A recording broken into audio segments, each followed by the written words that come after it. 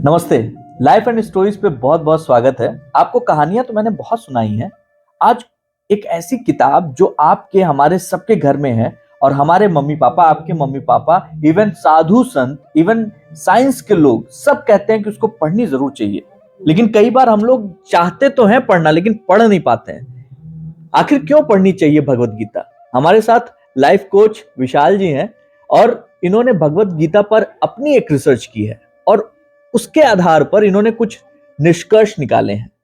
तो बहुत बहुत स्वागत है विशाल जी। सबसे इंपॉर्टेंट चीज, सबसे प्रमुख चीज कि भैया वाकई श्रीमद् भगवत गीता सबको क्यों पढ़ना चाहिए, ये बताएं। धन्यवाद दिग्विजय जी। एक बहुत ही महत्वपूर्ण टॉपिक आज आपने लिया कि एक ऐसी पुस्तक जिसमें जीवन का सार छुपा हुआ है। लाइफ के कितने भी चैलेंजेस आपको आते हैं, लाइफ में कोई भी कठिनाई आती है, लाइफ में कोई तरक्की करते हैं, किसी भी प्रकार का जो भी भावना आपके मन में आती है, भगवत गीता हर रूप में, हर तरीके से आपका मार्गदर्शन करती है।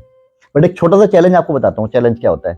चैलेंज ये है कि जब आज की जनरेशन को या हम जनरेशन की अगर बात करें, हम उन्हें कहें कि भगवत गीता पुस्तक आप पढ़िए, अननोइंगली कहीं ना कहीं एक ऐसी पुस्तक जिसको मैं कहता हूं कि वो विज्ञान की पुस्तक है, उसको हमने रिलीजियस पुस्तक की तरह सिर्फ पूजा की जा रही होती है।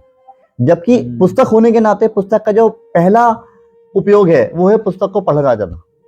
अगर आप भगवत गीता को श्रीमद् भगवत गीता को सिर्फ पूजनीय ना मान करके आप उसको एज एजुकेशन, अगर आप अपने जीवन में उसका सार को उतारेंगे तो जीवन में हर जगह, हर रास्ते पे आपको कहीं ना कोई मार्गदर्शक की तरह वो आपको गाइड करती रहेगी। आपके जीवन की हर कठिनाई से आपको आगे निकालेगी, जीवन में खुशियां लेके आ सकती है। और आप देखिएगा, जैसे मैंने बताया कि बात हो रही थी कि क्या वो रिलीजियस पुस्तक है, क्या वो विज्ञान की पुस्तक है। अगर आप भगवत गीता को आप खुद पढ़ेंगे तो आप पाएंगे उस पुस्तक के अंदर कई जगह विज्ञान वर्ड इस्तेमाल हुआ है। अगर उस पुस्तक के अंदर ही विज्ञान वर्ड इस्तेमाल हुआ है और हम मान के चलते हैं हजारों वर्ष पूर्व जब वो पुस्तक लिखी गई, जब वो पुस्तक के बारे में जब वर्णन हुआ, जब भगवान श्री कृष्ण ने उसका उपदेश दिया, उस समय अगर विज्ञान वर्ड का यूज हो रहा है तो कितनी उन्नत रही होगी सभ्यता, कितना उन्नत रहा होगा हमारा भारतवर्ष।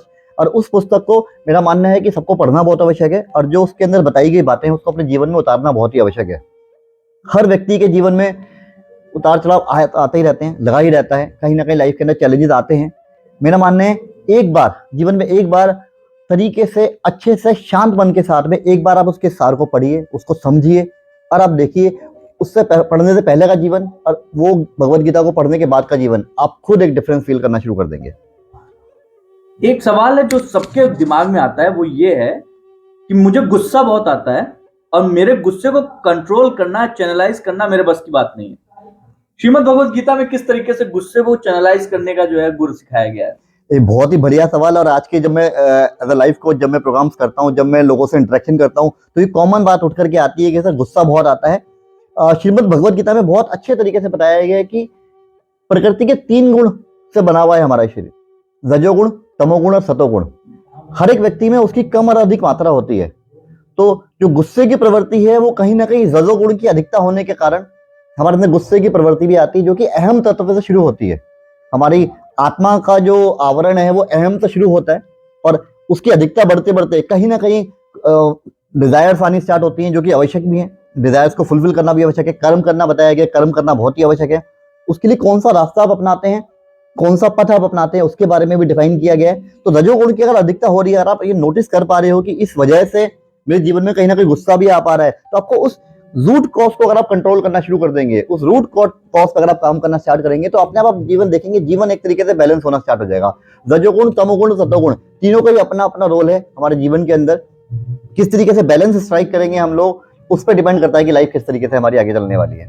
सुपर। बहुत छोटी छोटी चीजें हैं, तो हम लोग शुरू करते हैं आज से।